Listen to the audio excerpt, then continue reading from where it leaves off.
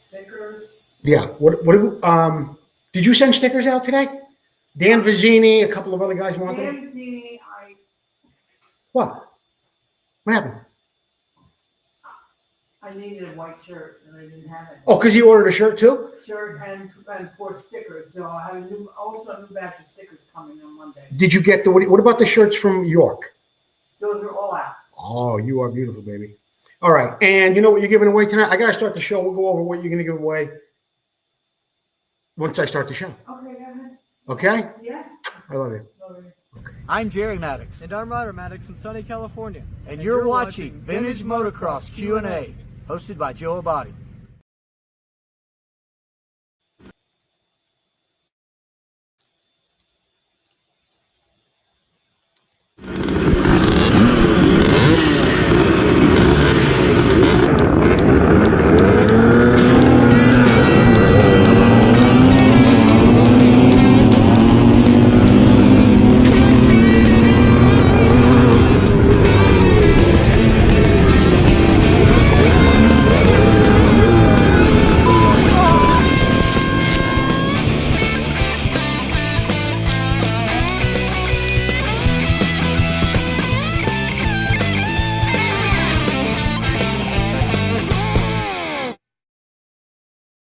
Good evening, everyone. Thank you for watching Vintage Motocross Q&A. I'm your host, Joe Abadi. Susie is joining me tonight. Susie, how's everything going over there? Very good. You like your new camera angle? It's fine. Yeah? Yeah, I'm used to looking to the right now. I'm looking to the left. Okay. I'm used to it. You have, what do you got, some giveaways tonight? We doing anything different, or what are we doing? We have grips, courtesy of Preston Petty Products. Right. We have a poster from the IMM, courtesy of Terry Good, and we have the Amsoil Magnite, and I know that Tyler McGregor likes when I mention his name on the show about that. Yeah. Yeah. All right, so we got some mag lights for the What's It Worth thing and grips and posters, and everything's going to be just absolutely stunning as we roll on with tonight's show. Yeah. Show is brought to you by Racer X, the International Motocross Museum, Motion Pro, Vmxq&A, Full Circle Racing, Preston Petty Products, ReplicaMotorcycleParts.com, Amsoil, and of course, Larry Winter and the guys over at Sirius Studios. They got some really cool stuff over there. Be sure to visit them online at SiriusStudio.com. And the guys on the field with their boots on the ground, Al Keith, Carl Word, and so many more who help support the show. If you want to become a show supporter, please get a hold of me. I'll get you a shirt. We'll get your name on the board, and we'll give you some specials like this, where you can get a shirt and 4 Amsoil products for just $49.95. Larry Winters in Sirius Studios. I just mentioned him a moment ago. Great new sponsor with a lot of cool off-track gear there at Sirius Studio. If you were in Loma Linda today, I hope you stopped by the Loma Linda Children's Hospital. There was an incredible stunt show at 11 a.m. Axel Hodges and so many more were there. That, of course, is brought to you or brought to them by the Big Air Kids Fair and Steve Bauer. Great job, Steve. If you want to make a donation to the show, you can go over to PayPal. There's a link in the show description. Any amount would be appreciated. Don't forget to keep sharing the show. No matter where you are, share the show, whether it's on Facebook or you're on YouTube. A little bit later on, Susie's going to have some gifts to be giving. We're going to be giving away grips and some other really cool stuff as well. Right now, if you were watching the show last week, you remember that Roy Vanderveer had a special two really good videos on, actually. And they were about how to mend a plastic airbox and the mud flap. It was on a Yamaha. It was to keep the shock protected. Anyway, it was a really good video. There are 2 segments of that. And we've got part 3 tonight on Vintage Motocross Q&A. So let's get a look at that. Roy? Everybody, I'm Roy Vanderveer, and welcome to this week's edition of Next Time Try This. What I've got on the bench today is an airbox out of an XR500. That's not an important point. The issue is the mud flap to protect the rear shock from dirt and debris is cracked. And I don't want to have to chase down a new airbox. So what we can use is our hot staple gun. These things aren't very expensive, and they pretty much pay for themselves the first time you fix one thing. So I'm just going to, I've got this staple preheated. I'm going to put this staple in, and then we're probably going to shoot this video in a couple sections. So once this staple's in, we're going to let it cool off. There's a spot here where the muffler has melted the mud flap, and what I always do is take a sharp box opener, and when I'm off camera, I'm just going to cut that off and kind of shape it out to the way we want it to look. So I'm going to get a good angle of attack here and push that mud flap back where it needs to be. Let's make sure, and then get in a good spot, and we're going to melt that right into it. There we go.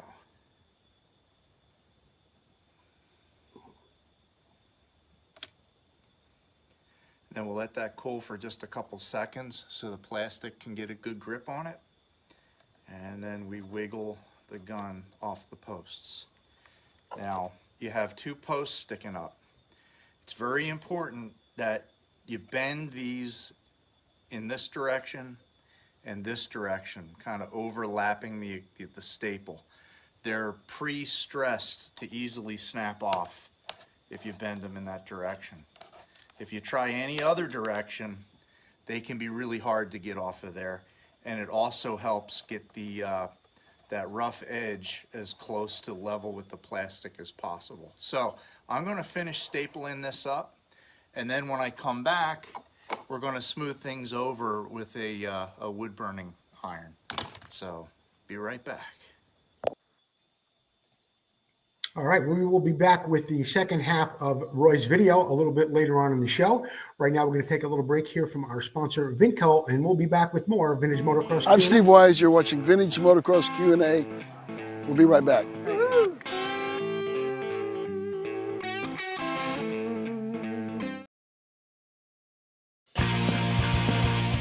Vmxq, who already has a full line of vintage parts, now has air shocks that are an exact duplicate of the original air shocks so popular in the late 70s. So whether you're looking to build a full racer or museum showpiece, these shocks will give you that incredible 70s look and improve your bike's performance. These new air shocks are fully rebuildable with Vmxq rebuild kits, and all shocks are hand assembled in the USA with all new components. Every component is brand new. Just like the originals, our air shocks are adjustable with 2 chambers, high and low pressure, giving you tremendous flexibility for settings of your bike suspension. The Vmxq air shocks come fully assembled and ready for installation. Just add air or nitrogen. The kits include the manual and spacers. Visit Vmxq.com to check out the air shocks and all that Vmxq has to offer to help you get back on track and keep that ride going.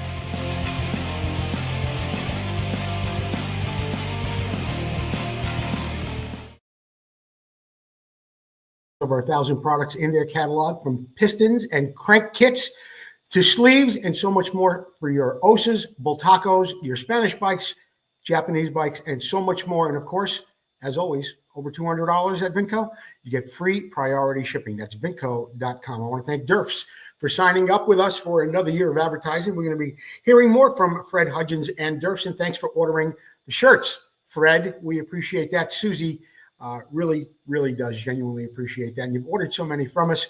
We see them out there, some of the guys wearing them. So thank you, Fred. In the What's at Work segment, which is brought to you by Full Circle Racing, we will take a look at a 1974 Suzuki TM 100 this week. And this is the segment of the show where you guess how much this bike recently sold for. And if you do that, you're going to get your choice of any poster that is available from the International Motocross Museum. You just go over to the IMM, pick out a poster, send me the address, and your poster will come directly from Terry Good at the International Motocross Museum. Today, we're going to take a look at, as I said, the 1974 Suzuki 100 Contender. I'll go through these pictures and read to you a little bit about the bike. You'll get a better idea of the condition, and at the end, you can tell me what you think the bike is worth. It's a 1974 TM 100 Contender. It is powered by a 98cc two-stroke single, two-stroke engine to a 5-speed transmission. It is finished in yellow and green with the white graphics. Equipment also includes a Kickstarter. How nice. A Mikuni carburetor, Suzuki CCI oil injection system, and the expansion chamber, the exhaust system, as well as a black vinyl solo seat cover, which is new, and the cross-braced handlebars as well.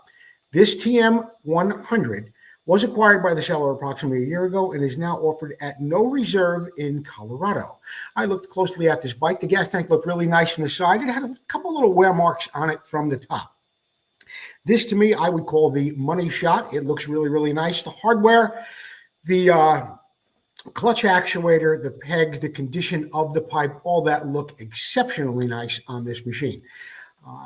On the front and the rear, they are the 18 and 21-inch shouldered Acron rims. They look like they were in nice shape as well. The tires are not the original tires, but they were replaced by some really nice tires with the proper tread pattern. It's got the proper grips, the levers, the perches. It looks like that front number plate was done correctly, and the fenders on this bike are painted. So, all things considered, how much do you think this bike recently sold for? By the way, it sold on December 27th in Aurora, Colorado. Want to see it again? Look at stuff like this. How much you think? 25? 35? 39.95? This was a steal. Somebody bought this bike for $2,150. $2,150.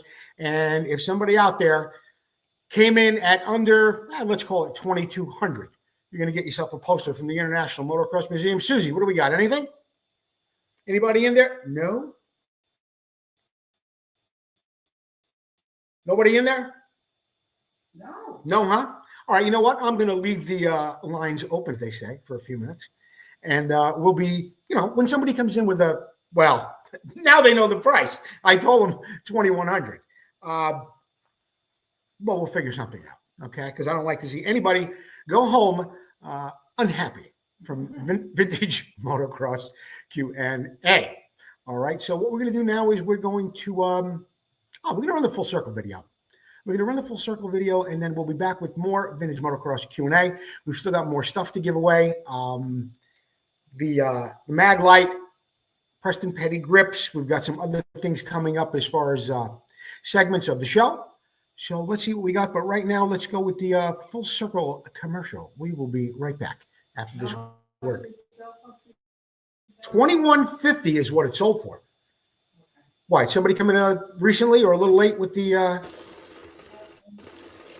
All right, we'll figure it out. I get asked often, what's the most important thing on Clunker? Answer simple, it's me. That's why I use Full Circle racing wheels prepped by Tom McAllister. So should you. Watch this and learn why.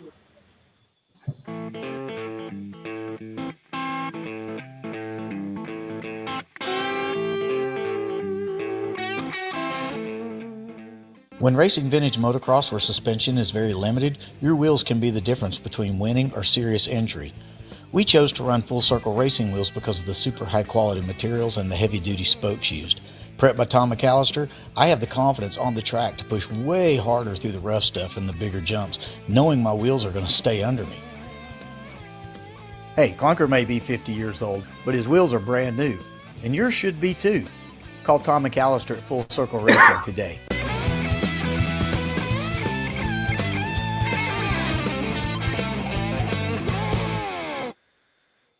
That was, of course, one of our field correspondents, Jerry Maddox, driving or riding Clunker. Jerry's got 3 ARMA Expert 125cc championships under his belt. He's also a correspondent from the show, brings us a lot of information throughout the year when he attends the races, and also some tech tips as well.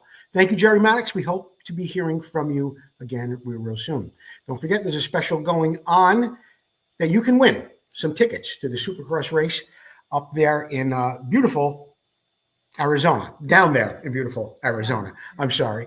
And to do that, all you need to do is get over to WSMCFHOF.org.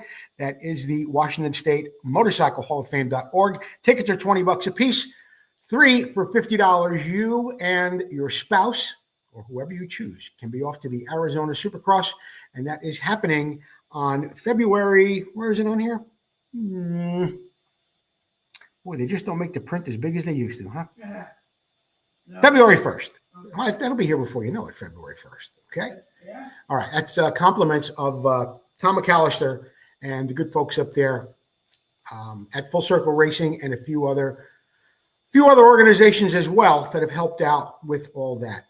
Thank you again, Mark Variester, Sunrise Vapor Blasting. I actually went down there last week, had some tanks vapor blasted, but he's been doing shocks and all sorts of things for us over the years. Mark Variester, Sunrise Vapor Blasting, Modesto, California. If you're going to put it in a box to mail it to somebody, why don't you mail it to Mark Variester? He does a great job, fast turnaround time, and he's always competitively priced.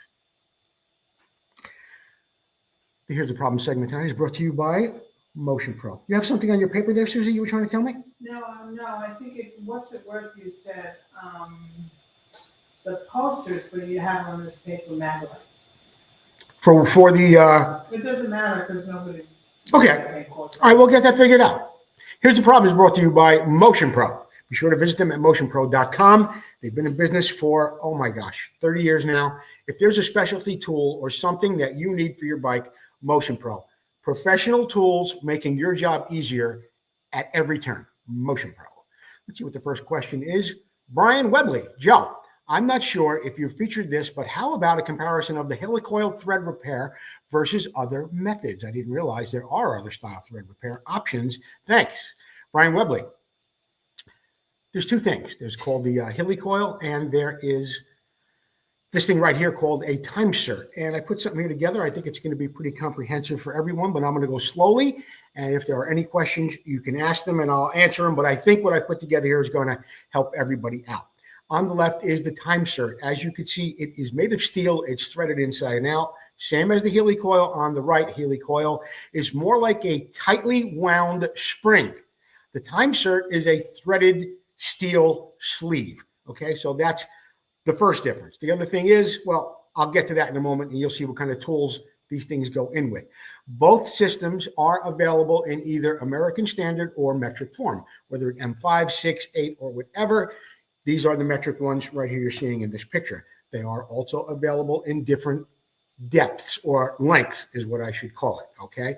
Depending on the application you're looking to use it for. Now, a moment ago, I mentioned that the helicoil is like a tightly wound spring, and it is. In this picture, if you look to the right, what happens is when you turn that helicoil down into your freshly cut threads that you have cut to where your old threads were stripped out, it is going to expand a bit like a spring coiling around. So it is going to have spring tension on it when you put it down in your new threads. Okay, this is what your time cert looks like. As I said, steel in and out. It also, around the edge of the top, it's flanged. Okay, here's another shot of it, of the two of them together. On the top, the helicoil, thinner in diameter, thinner in wire. Underneath, the much heavier, much beefier time cert.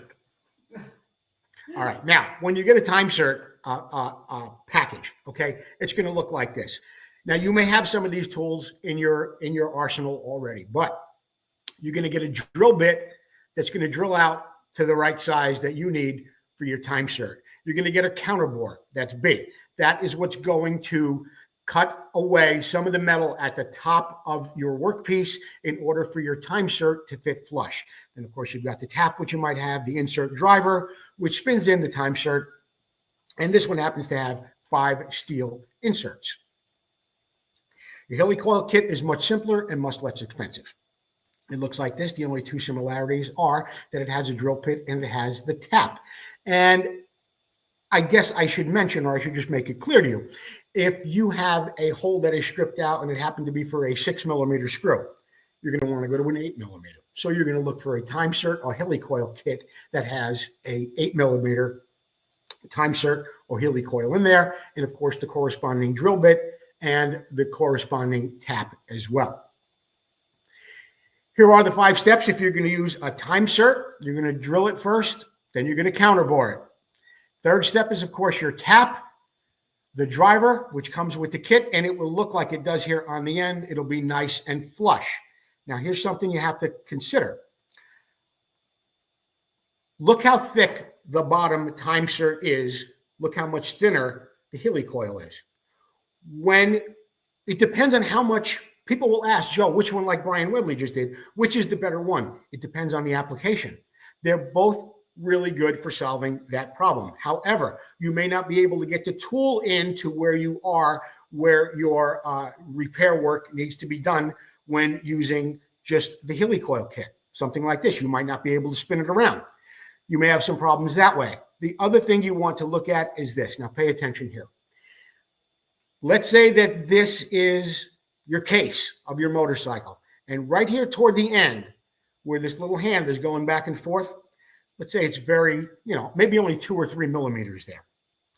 You can only make this hole so big to get in your helicoil. You're saying to yourself, but Joe, I want the beefy time cert in there. You don't have that option because you don't have enough material out to the sides to drill that hole big enough to make that time cert fit in that hole. You're going to use a helicoil in that instance, and it's not going to make a bit of difference.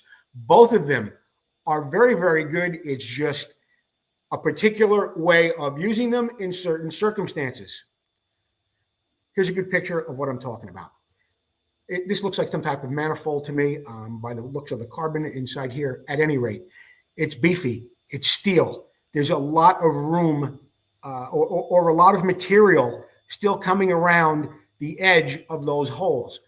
That tap looks pretty big as well. You would be able to put a time cert in there. And in that situation, I think a time cert is what I would use. Let's not forget, you're only going to be able to tighten that time cert. I mean, yeah, you can get it down pretty tight with tools like this, okay? Which is exactly what it comes with. And you have that piece across the bottom. You see that little wire across the bottom?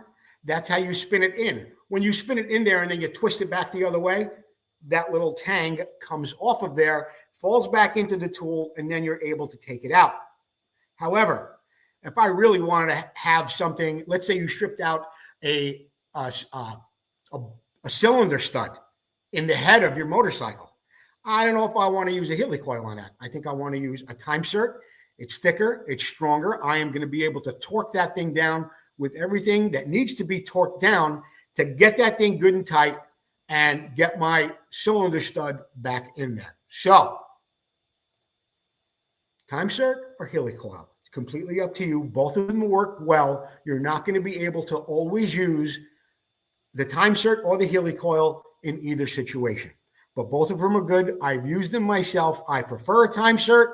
I prefer putting it in with a little Loctite around it. Okay? You don't need the Loctite with the helicoil because it does expand and it binds into those coils, not into the coils, but it binds into the threads and it expands and it has some, coil bind, so to speak, coil bind isn't the right word. Tension. It has some tension on it from the threads that you've cut in to your new piece. Okay. So Brian Webley, thank you for the question. I think it's a really good one, and I hope I shed some light on all that for you guys between time certs and helicoils. Question number 2 from CJ Sparkplug Stewart. What was the one consecutive production year that Kawasaki did not produce a KX? 1977. 1977 was the only year Kawasaki did not produce a KX. That segment, of course, is brought to you by Motion Pro. Thousands of products in their catalog. Special still going on for a 20% discount. When you go to checkout, put in MP9135. That's MP9135, and you'll get 20% off upon checkout. Okay? We're going to hear from another one of our sponsors right now. We will be back with more Vintage Motocross Q&A in just a minute. Who's doing the toss out there? Doug Grant. Good guy, Doug Grant. I'm Doug Grant. You're watching Vintage Motocross Q&A. We'll be right back.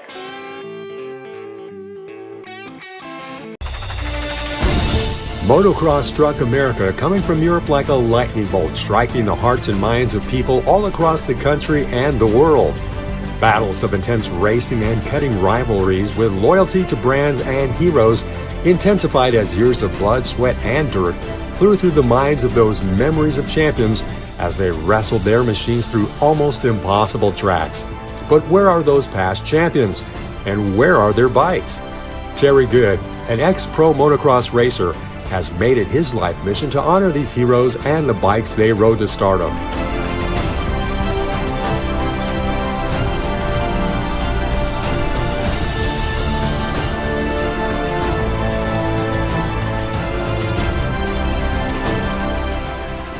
We raced, we rode, we lived and breathed motocross. Go back in time and relive those moments, now preserved for the first time ever in the world's first museum dedicated to the history of motocross. Our new building is in the gate. Help us get a great start and you can be part of history.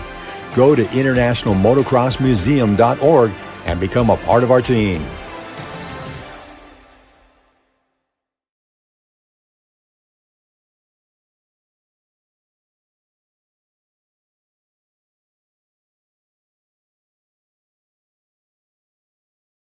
The International Motocross Museum is a not-for-profit 501c3 organization. Be sure to visit them online at internationalmotocrossmuseum.org. Okay. I want to thank my friend Steve Wise for having me on his show last night, motofellowship.com. Steve Wise, a great man, a wise man out there spreading the word of the gospel and always keeping it interesting by keeping his motocross stories involved. Thank you, Steve Wise. We're going to have you on this show in the next coming weeks. Next segment of our show is the Moto Showcase, brought to you by Preston Petty Products. Be sure to visit them online at prestonpetty.com. Now, the other day I asked for some bikes for the Moto Showcase. Tim Boone was the first one to send in bikes, and he sent in 3 of them, okay? The description wasn't all that involved, but Tim, I want to thank you, and I had to run your bikes because you were the first guy who actually came, stepped up to the plate and helped me out. There are many more whose bikes I have. Let me take this picture down. There are many more guys who also sent in bikes after Tim Boone, including Harry Mason. Who else was there? I thank them. I put it up. But Harry Mason was one, and I've got 2 or 3 for the next couple of weeks. Thank you all so very much. But right now, Tim Boone said he built his bike to go out with his hero, Marty Smith. He attended the Marty Smith Motocross School. Obviously, that was more than 5 years ago. But yeah, Tim Boone built this beautiful CR 250 to go out there and take a lesson from the great Marty Smith. Also, in Tim's collection, what he calls the last father and son project. He did this in 2005, this 1977 Suzuki RM125B. It was something that he and his dad always longed to do together. It was one of Tim's bikes early on in his racing career back in 77. Here we got Brock Glover standing with that bike. And somebody said, oh, did Brock Glover ever ride a Suzuki? I believe he did when he was with DG. Then he went to Honda at DG. And then, of course, his career certainly blossomed when he got to Yamaha. One of the other bikes in Tim Boone's collection, this thing is absolutely spectacular. This is a Champion Frame XL350. Tim said he would love to take credit for building it, but he bought it just the way you see it. It is a C&J XL350 framer bike. The nickel plating on it is spectacular. Look at that exhaust. I love the gold rims, and I want to thank Tim Boone for sending in 3 bikes to me this week. And you know what? Tim gets the grips. Tim gets the grips from Preston Petty Products, okay? So that's Tim Boone gets the grips. Okay. All righty. And I think he sent me his address when I told him his bikes were going to be on the show. And if not, Tim, please send me your address. I will get them to Paul Stannard, and you'll get some grips, okay? Preston Petty's latest product. I like this beautiful thing. This connects up to the that battery-operated front light, 1,100 lumens of light, and this connects to it as well. Beautiful tail light. It's got that heavy-duty rubber on the back to put your number plate on there. And yeah, you'll be styling on road and off with his rear tail light hookup from Preston Petty Products. Larry Winters, thank you so much. You and Sirius Studios have put out a quality brand of clothing that I haven't seen. I can't tell you when.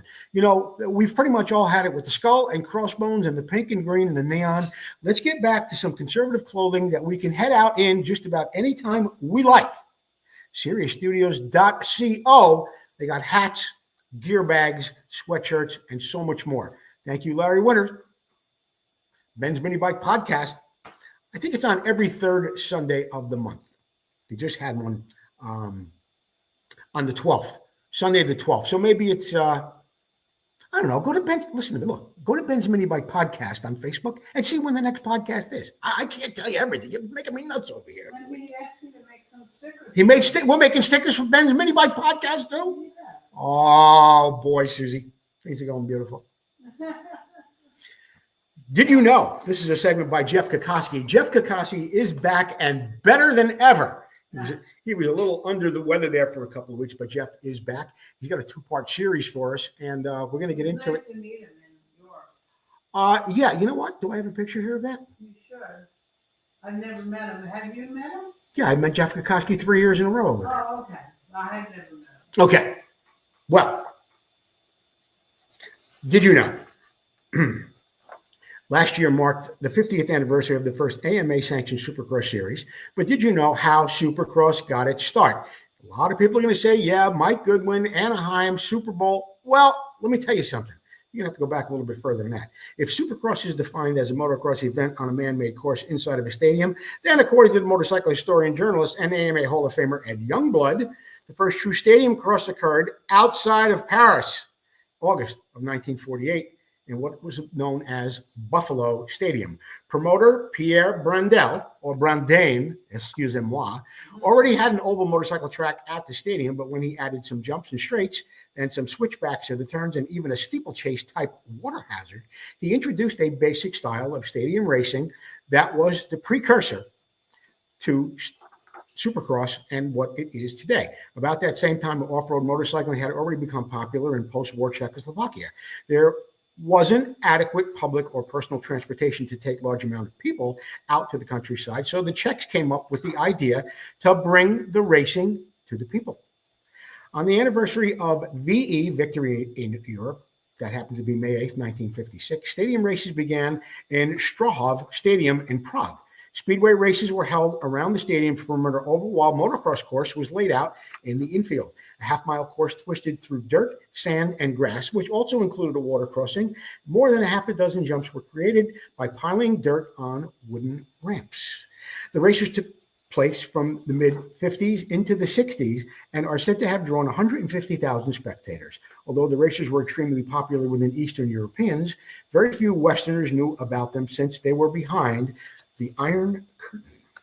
But what about the American connection? The first stadium motocross race took place in Florida. But no, it was not in the 1970s. No, it was not in Daytona. It was on February 5th, 1961 in Florida Motorcycle Dealers Association. The local motorcycle clubs hosted a Florida Scramble Championship in Miami Stadium, home of the Miami Marlins, a minor league baseball team. I think I have a picture of it right here. Maybe not. Maybe that's Prague. Anyway, it's one of those jumps they were talking about in Czechoslovakia. Anyway, as the popularity of motocross began to explode in the U.S. in the 1960s, Gary Bailey, yes, that Gary Bailey, and his brother Bob worked with the race promoter J.C. Agajanian to organize motocross races in the infield of Ascot Speedway in Gardenia in 1968. Aggie wanted the stadium motocross races to be sanctioned by the AMA as professional races, but the organization would not agree because the professional racing rules at the time defined motocross as a closed course race over natural terrain and not with these dangerous man-made obstacles. It didn't take long for the powers that be at the AMA to realize that the opportunity they were missing. By 71, the professional racing rules were amended and deleted the words natural terrain. That same year, Bill France, co-founder of NASCAR and a man instrumental in building Daytona International Speedway, felt that the motocross patrons during Daytona Bike Week were being left out. So a motocross track was constructed and the famed NASCAR Speedway on March 13th in 1971. The first professional motocross race took place there inside the Speedway. Gunnar Lindstrom won the 250 class and Brian Kenny took the accolades in the 500 class that day. This is the picture right here of the baseball field I was talking about just a little bit earlier, where the Florida Marlins were playing at that time. Well, there it is. That's where the motocross track went around that field. And right here, we have Brian Kenny at the race there in Daytona. Got a couple of more parts to go here, and we'll be wrapping it up with this segment of Did You Know? Okay, but the motocross track built in the infield, it was beyond the road racing portion of the speedway, so fans couldn't see all of it at ground level and not much from the grandstand. So one could argue that it wasn't a true stadium race. However, given the positive response of the fan, Daytona hosted another race the following March during Bike Week. But this time, Bill France had the track constructed right in the main grandstand of the Tri-Oval. It also helped Bruce Brown's release of his documentary On Any Sunday, the prior summer, resulting in an absolute explosion of motorcycle sales to the American public. The race was held on March 11th in 1972. It was won by Jimmy Weiner in the 250 class, Mark Blackwell in the 500 class. The grandstands were packed. But all that excitement at Daytona that spring paled in comparison to what was about to happen later in the summer in Los Angeles. The next time we'll talk about what happened as far as Supercross and the Super Bowl of motocross really happening in America and becoming what we know it as today. I want to thank Jeff Kokoski for that absolutely amazing segment. Jeff, we need to be doing more together, I think, maybe finding some pictures, maybe doing a standalone segment off the show. Do it on the show, but maybe create some videos that people could be watching every day. I know we've done over 50 already, you and I, and we could put a nice little library together of some videos. Too bad we have jobs, Jeff, you know? If we didn't have that and families to support, we'd be able to do so much more. I promised you the second video from Roy a little bit earlier in the show. This is part 4 of how Roy works on his air boxes to make some repairs. And he talked about bringing in some wood burning equipment to smooth over some plastics. And you know what? Let me just let Roy bring it to your attention right now.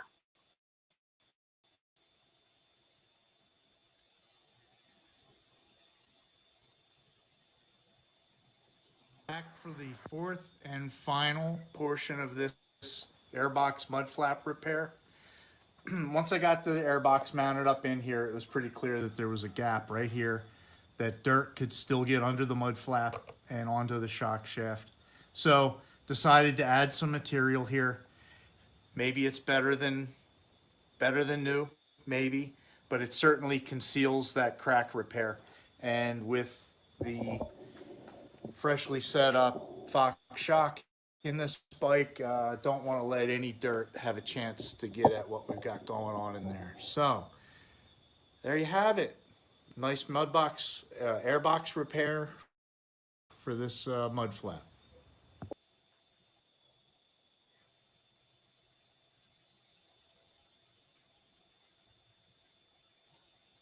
I want to thank you, Roy. It was a great job on that segment. I think we all learned a lot and how you can use those plastic staple guns and so much more. Roy, always bringing us some really good stuff here at Vintage Motocross Q&A. We're going to hear from one of our sponsors right now, replicamotorcycleparts.com, and we will be back with more Vintage Motocross Q&A. Hi, I'm Paul Parkinson with Replica Motorcycle Parts. I'm sitting here with our test bike, which is ridden by Jerry Maddox. It carries the #1 plate in the US. So let's go over a couple of the parts that we've got on here.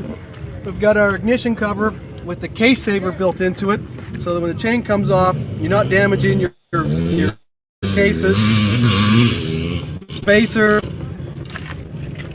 foot pegs. Jerry runs our air box. Seat brackets, keeps the seat on tight so he doesn't fall off when he's going over the whoops. And then on this side, Jerry runs a couple little things, a lot of little rubber parts on the bike and that stuff are all done by us. And then down here we've got our brake pedal, which has got needle bearings in there, and then it's got a wider toe peg so it gives them a real nice, clean, easy to use brake. And then this is our latest part. This is a CR250 type knuckle. In fact, Honda used them on the last versions of the MR175s, and this is a real trick aluminum Kickstarter arm. So that gives them lightweight, strength, and reliability more than anything else. Reliability.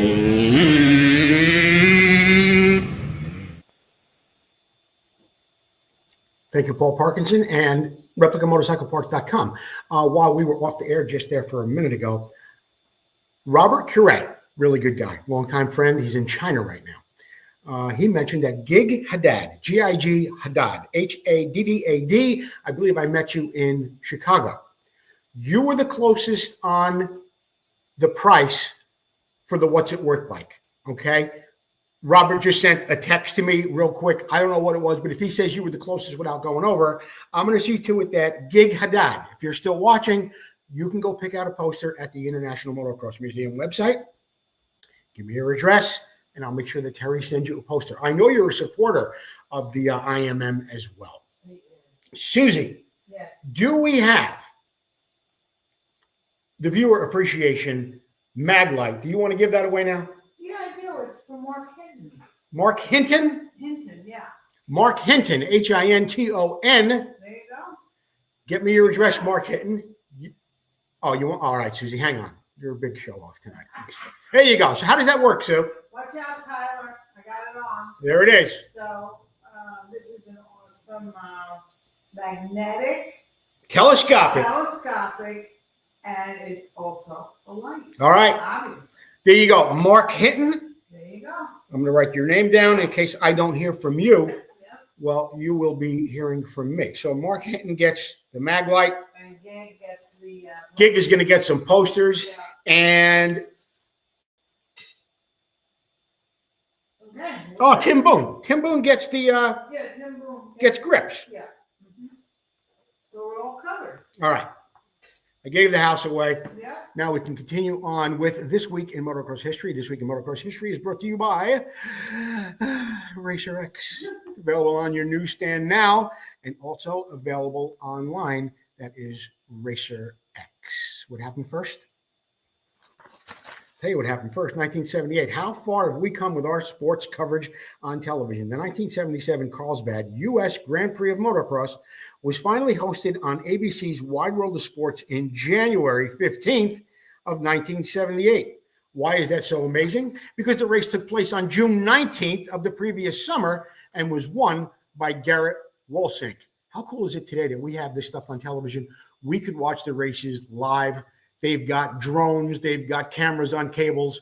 What a world we live in. Imagine that, waiting 6 months to see the Carlsbad GP. 1988 three-time FIM 500cc motocross champion Andre Malherbe of Belgium was in a life-or-death situation after breaking his neck while competing in the Paris-Dakar motocross rally in North Africa. Malherbe was riding a Yamaha into the sixth leg of the 22-day event when he crashed at a high-speed dune section in the Sahara Desert in Algeria near a town of Tamanrasset. He was transferred to a hospital in Paris as the crash left him with no feeling below his neck. According to his friend Roger DeCoster, who spoke to Cycle News, he has no movement in his hands or his arms, but he can talk.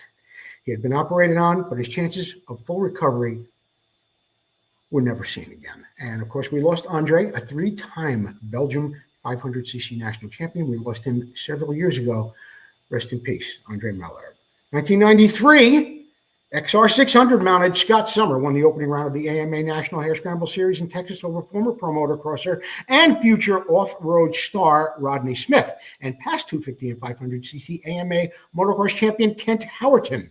Summer's primary rival, defending champion Scott Plessinger, Aaron Plessinger's dad, crashed out on the first lap. That is what is going on this week in motocross history.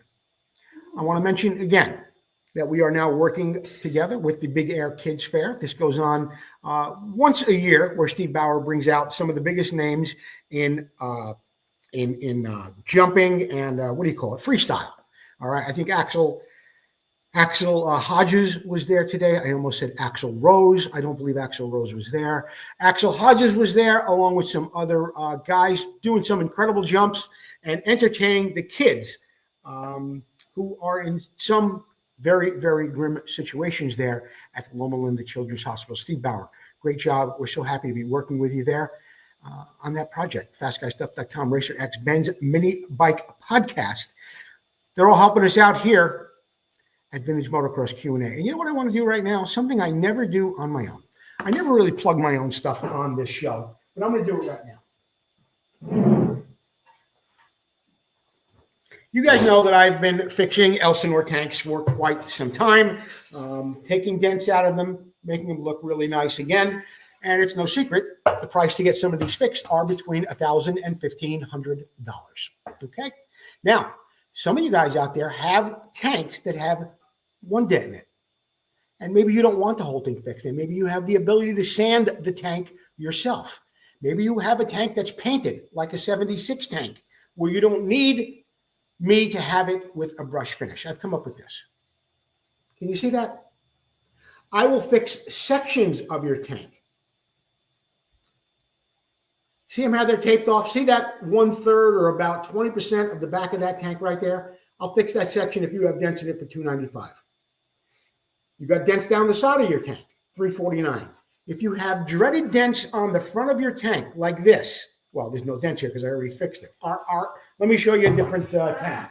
Here, I got a tank right here. Even if it's caved in? Oh, caved in means nothing to me, Susie. See, here's one that's caved in.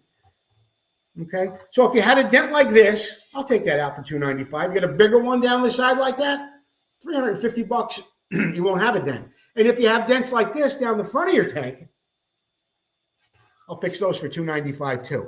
That's fixing the dents, sanding it smooth. I am not giving you a tank back that is ready to have the stripes put on. We can discuss that. You want me to sand it more? You want me to do the other side? We can do that too.